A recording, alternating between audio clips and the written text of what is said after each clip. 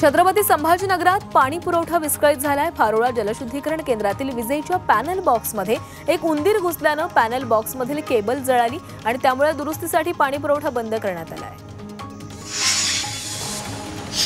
छत्रपती संभाजीनगरात पावसामुळे वीज पुरवठा वारंवार खंडित होतोय, त्यामुळे नागरिक त्रस्त झाले तर तक्रारी करूनही प्रशासन दखल घेत नसल्याने या कारभारावर नागरिकांनी नाराजी व्यक्त केली आहे। तसंच मंत्र्यांनी याकडे लक्ष द्यावं अशीही मागणी करण्यात आली आहे। छत्रपती संभाजीनगरात पावसामुळे वीज पुरवठा खंडित झाल्याने औद्योगिक वसाहतींमधील कामकाज पूर्णपणे ठप्प झाले, त्यामुळे 25% उत्पादनात घट झाल्याची माहिती उद्योजकांनी दिली आहे। तसंच हे नुकसान कसं भरून काढायचं असं संतप्त सवालही उपस्थित केलाय। मुंबईकरांना विजेसाठी बेस्ट अदानी आणि टाटा सोबत महावितरणचा पर्याय मिळण्याची शक्यता आहे। महावितरण आता भांडूप आणि मुलुंड या 2 भागांसह उर्वरित मुंबईमध्ये देखील वीज देण्याच्या तयारीमध्ये आहे। त्यासाठी परवान्याकरिता महावितरणने वीज नियामक आयोगाकडे याचिका दाखल केली आहे। यावर होणाऱ्या सुनावणी आणि हरकतींनंतर आयोगाकडून निर्णय दिला जाईल। मुंबईतील पूर्व आणि पश्चिम उपनगरांना जोडणाऱ्या विक्रोळी रेल्वे स्थानकाजवळील उड्डाण पूल आजपासून सेवेमध्ये येणार आहे। सायंकाळी 4 वाजता हा पूल वाहतुकीसाठी खुला करण्यात येणार आहे। मुख्यमंत्री देवेंद्र फडणवीस यांच्या निर्देशानुसार कोणत्याही औपचारिक समारंभाची वाट न पाहता पूल नागरिकांसाठी खुला करण्याचा निर्णय महापालिकेने घेतला आहे। राज्यात डाळींच्या दरात किलोमागे 15 रुपयांची घट झाली आहे। तूर, हरभरा, मूग डाळ स्वस्त झालेली आहे। उत्पादन वाढल्याने डाळीचे दर पडलेत। यंदा तुरीचे उत्पादन 15 ते 20% वाढलेले आहे।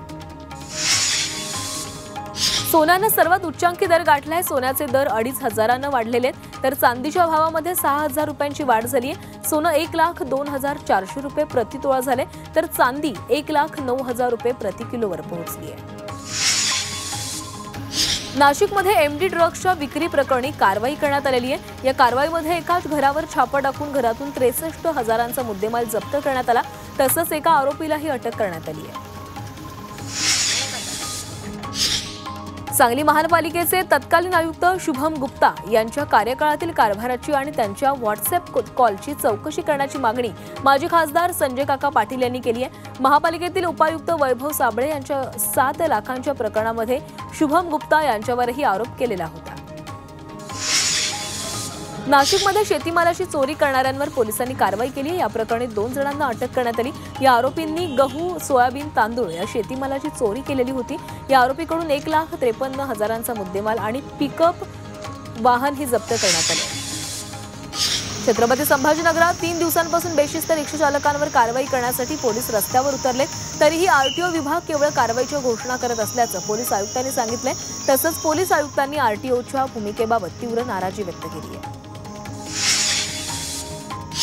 मावळमधील मंगरुळमध्ये बेकायदेशीर उत्खननावर महसूल विभागाने मोठी कारवाई केली।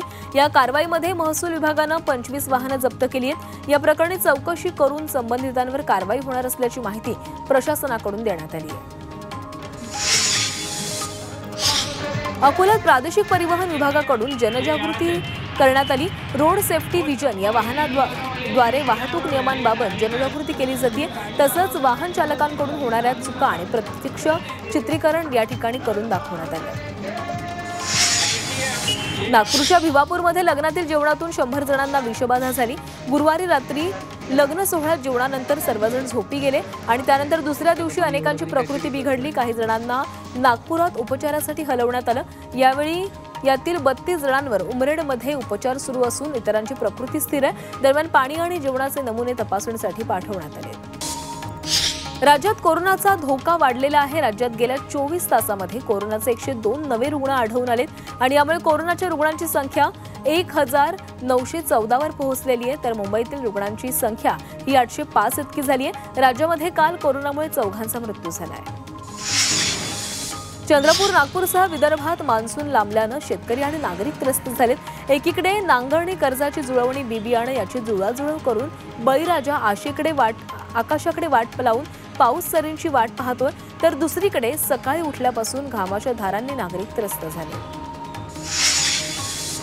नाशिकच्या बागलाणमध्ये रात्रीच्या सुमारास वादळी वाऱ्यासह मुसळधार पावसाने हजेरी लावली। वीज पडून एक बैल आणि एक गाय मृत्युमुखी पडले।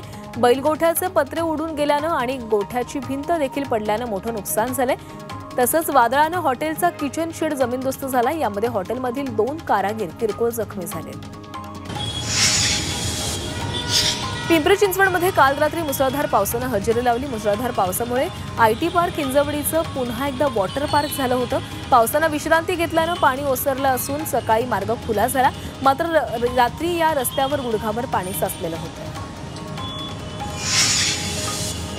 सोलापूरच्या अक्कलकोटमधील आरळी गावातील पूल वाहून गेलाय। बोरी नदीला प्रचंड प्रमाणामध्ये पाणी वाहत असल्यानं आरळी दर्शनाळ मुस्ती या मार्गावरील पूल वाहून गेलेल्यानं अनेक गावांचा संपर्क तुटलाय।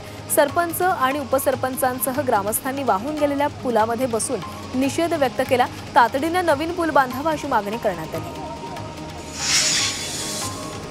मे महिन्यातच मान्सून दाखल झाल्यानं सोलापूर जिल्ह्याकडे तलाव काठोकाठ भरलेले आहेत। मुसळधार पावसामुळे सोलापूर जवळील होडगी तलाव हे तुडुंब भरलेले आहे। सध्या हवामान बदलामुळे ढगाळ वातावरण आणि अशा वातावरणात आभाळाचं प्रतिबिंब तलावाच्या पाण्यामध्ये पडल्यानं आभाळ जमिनीवर उतरल्याचं भासतंय।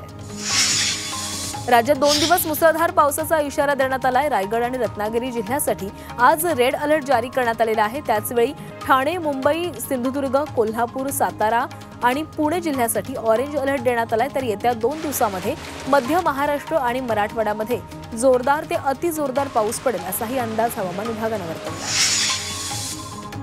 पुण्यातही शुक्रवारी संध्याकाळनंतर मुसळधार पाऊस झालाय, त्यामुळे कामावरून परतणाऱ्या पुणेकरांची चांगलीच तारांबळ उडालेली होती। तुफान पाऊस झाल्यानं सखल भागामध्ये पाणी साचल्याचं पाहायला मिळालं। पुण्यातील Dhanori, Bhairav Nagar IB rest house जलमय झाला। पावसाच्या पाण्याची ड्रेनेज लाईन बंद झाल्यानं आयबी रेस्ट हाऊसला तळ्याचं स्वरूप आलं होतं, तसंच अनेक खोल्यांमध्येही त्याचं पाणी शिरलं होतं।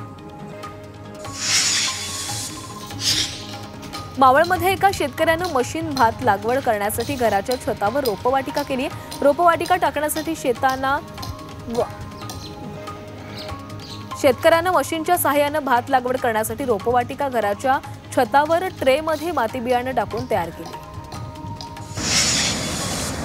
सांगली जिल्ह्यात गेल्या 2 ते 3 दिवसांपासून अनेक भागामध्ये मुसळधार पाऊस सुरू आहे। पावसामुळे तासगाव तालुक्यातील अनेक तलाव भरून वाहत आहेत। जिल्ह्यातील काही भागांमध्ये अतिवृष्टी झाल्यामुळे ओढे नाले तुडुंब भरून वाहत आहेत।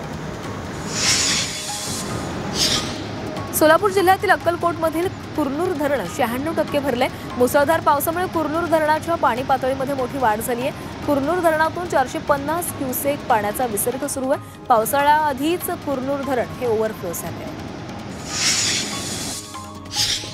अकोल्यातील बाजारामध्ये भाजीपाल्याच्या दरामध्ये मोठी वाढ झाली। अतिवृष्टीमुळे भाजीपाल्याचं मोठ्या प्रमाणामध्ये नुकसान झाल्यानं भाजीपाल्याचं उत्पादन कमी झाले। याचा परिणाम भाज्यांच्या दरामध्ये वाढ होताना दिसते। येवल्यातल्या विसापूरमध्ये एका शेतकऱ्यानं 3 एकर मक्याच्या पिकावर रोटावेटर फिरवलाय। मक्यावर खोडकिडी आणि आळीचा प्रादुर्भाव वाढल्यानं पिकांची वाढ खुंटलेली आहे। महागडी औषधं वापरून देखील कोणतीही फायदा होत नसल्यानं पुढील पिकाच्या नियोजनासाठी मक्याच्या पिकावर रोटावेटर फिरवण्यात आला। नाशिकच्या येवल्यामध्ये मुसळधार पावसानं थैमान घातले। पावसामुळे अनेक दुकानांमध्ये पाणी शिरल्यानं व्यापाऱ्यांचं मोठं नुकसान झालेलं आहे। तसंच भूमिगत गटार योजनेचं काम निकृष्ट झाल्यामुळे पाणी दुकानात शिरत असल्याचा आरोप या व्यापाऱ्यांनी केला आहे।